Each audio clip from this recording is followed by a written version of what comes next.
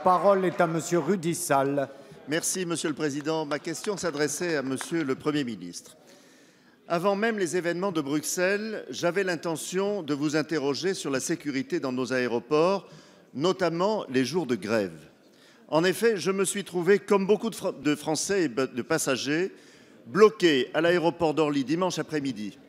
Du fait de la grève des contrôleurs aériens, les passagers ne pouvaient pas entrer en salle d'embarquement et devaient attendre dans le hall jusqu'à ce que le départ de leur vol soit confirmé ou annulé. C'est ainsi qu'environ plus de 500 personnes se trouvaient immobilisées les unes contre les autres pendant de longues heures. Cet état de fait m'a alors interrogé sur les risques d'attentats en pareille situation.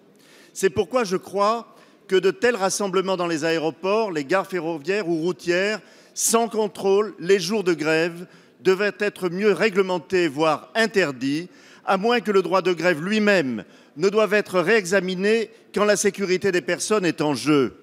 Je pense que les grévistes devraient avoir l'obligation de déclarer à l'avance et définitivement les vols annulés et les vols non annulés, et en tout cas ne pas les annuler à la dernière minute, comme cela est le cas aujourd'hui.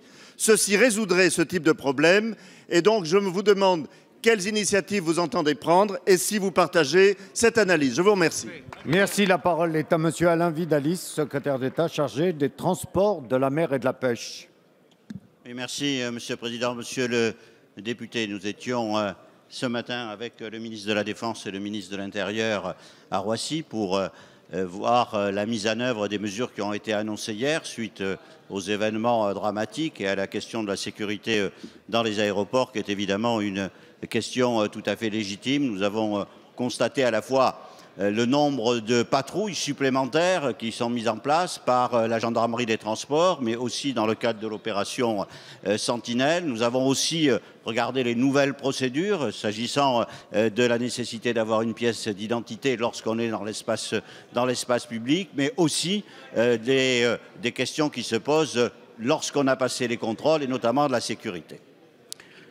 Vous avez, dans votre question, abordé aussi le problème de la grève et c'est un raisonnement qui, de mon point de vue, est limite du sophisme.